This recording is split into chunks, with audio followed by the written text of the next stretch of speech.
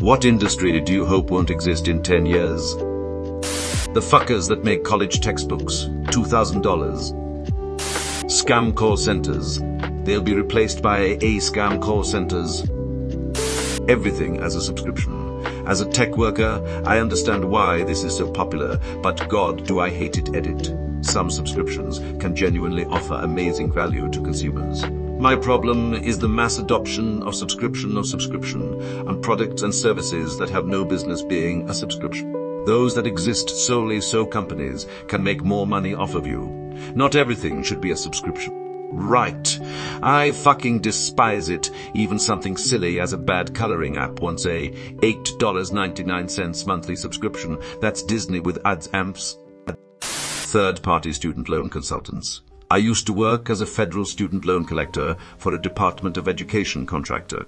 I have horror stories about borrowers who were purposefully deceived by these people, the worst of whom was someone who thought a consolidation she paid for completely eliminated her obligation.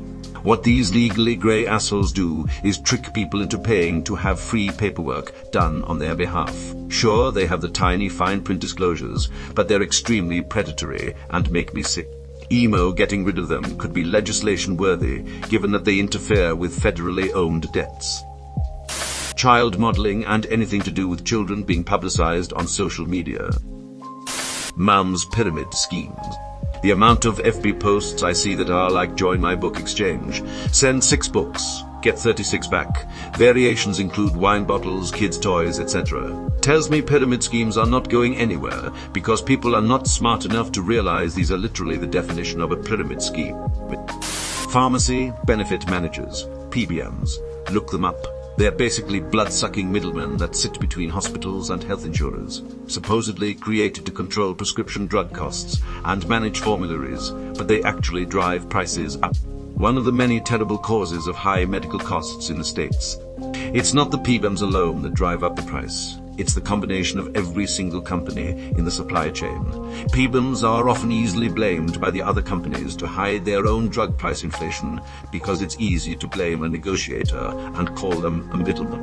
Don't get me wrong, I agree with you, PBMs are terrible too, but wouldn't it just be better if medical insurance went away, or even better, eliminating the industry or corporate lobbying that prevents the government from going after the medical industry? Telemarketers. I think it's funny that we already have telemarketing robots calling call, screening robots. Personally, I just use Tasker to auto-drop any call from a number that isn't in my contacts. Real telemarketing died shortly after the federal do not call list. There is a reason you aren't getting phone calls from Macy's or the local furniture store or insurance companies anymore. What you are getting are scam calls. Specifically scam warfare from places like India that extracted $5.8 billion from the pockets of Americans last year. And not just any Americans, usually the most infirm, elderly, disabled, kinda dumb or otherwise compromised Americans. Puppy, kitten farms, munchkins and pugs, and all other genetic abominations because they're cute. The concert ticket mafia. Ticketmaster, StubHub, Elimination. Fuck them. ETA. I know those entities aren't really an entire industry. They basically have the market monopolized, though.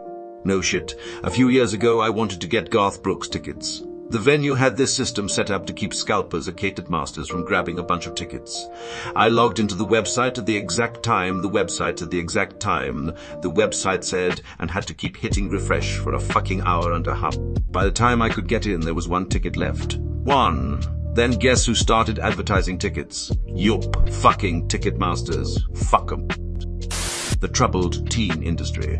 Look up next post video on Ellen School and you'll see what I mean. Abusing minors for money shouldn't be an industry.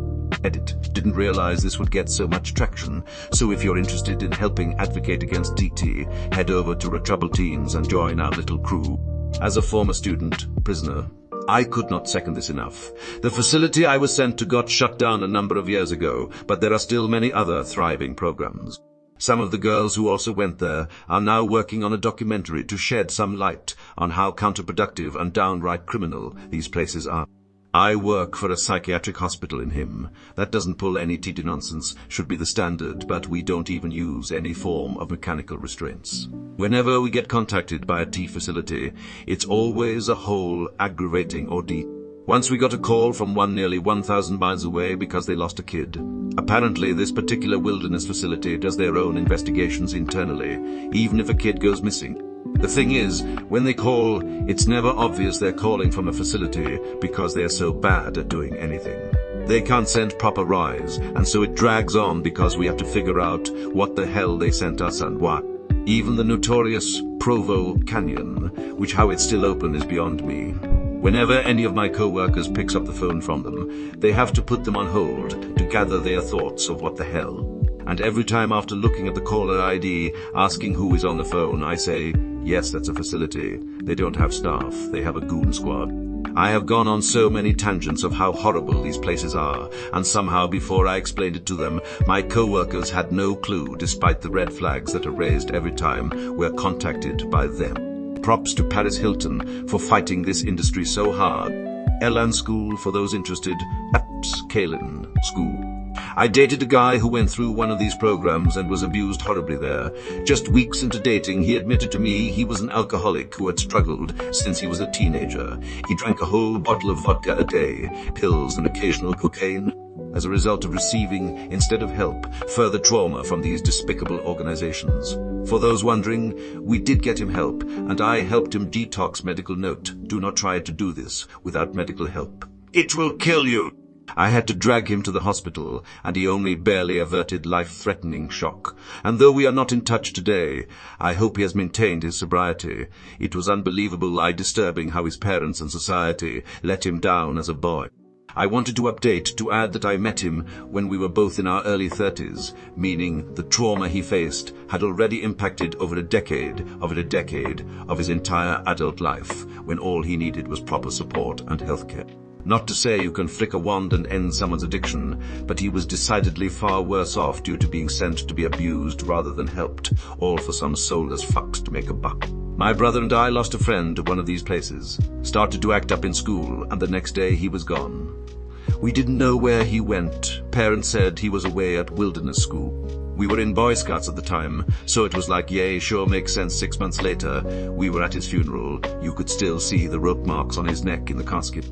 Once the truth came out of where he really was and what kind of place it was, the parents were ostracized by basically everyone in town. That was 22 years ago too, so I'd find it absolutely insane that these places still exist. 24-hour propaganda media outlets masquerading as news.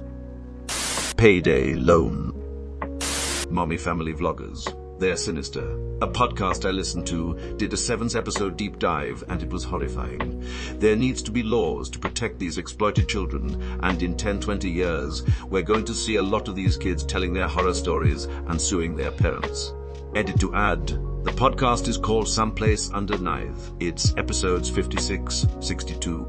In 10-20 years, we're going to see a lot of these kids telling their horror stories and suing their parents. The horrible thing is that for every cringy family vlog with 1 million subscribers, there are 100 failed attempts with parents that are probably doing even more damage to their children. Yup, a lot of really gross child exploitation happening in those areas. Been happening for at least 10 years now with toy review type of channels and the like on YouTube.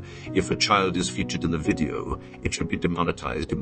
I found a mommy influencer who was making monetized content of a newborn she was fostering.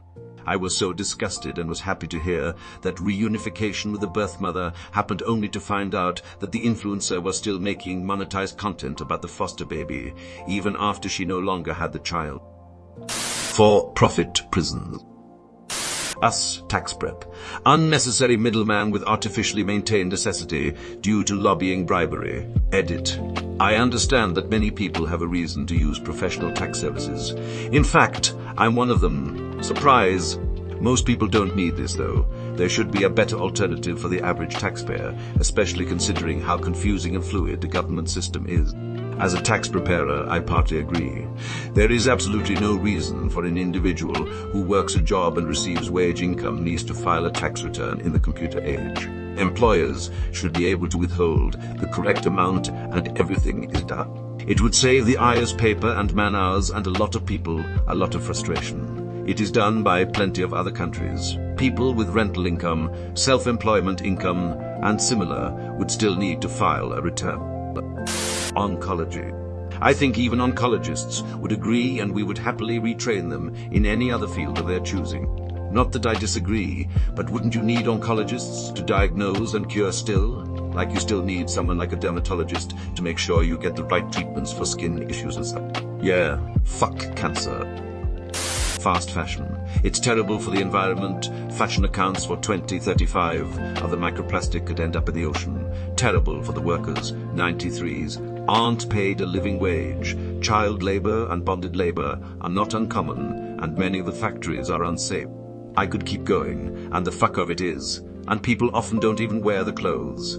They buy them and then bin them, or wear them once and they donate them. Around 90s of those clothes end up in a textile waste mill. It's recycled, sure, but a better solution would have it never having existed in the first place. And if you send the clothing abroad, your good intentions are crippling local markets, and the clothes aren't donated by Oxfam. They are sold to local textile traders, who sell our old rubbish to a community who have no alternative. The textile mills all closed when our clothes showed up at Massey. I have an ambition, when if I get off the extreme ill health childbearing merry go round, at the moment I wear a lot of old pajamas. I'm not buying any clothes at all. I'm going to find a tailor and have a small wardrobe of clothes that I really like and fit me perfectly made. And then I will enjoy them, and I will wear them until I die.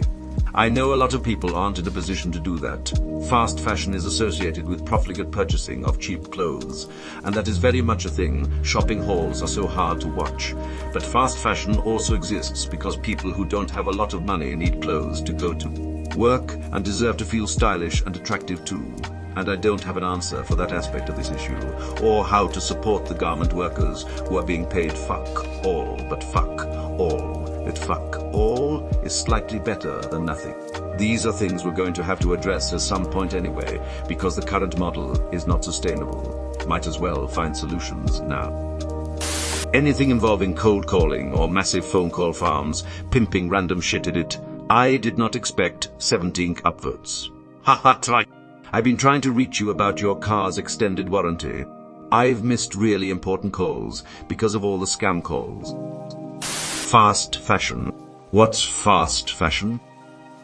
Child beauty pageants. Are they still going? That. Not even Frank's Little Beauties. For-profit health insurance.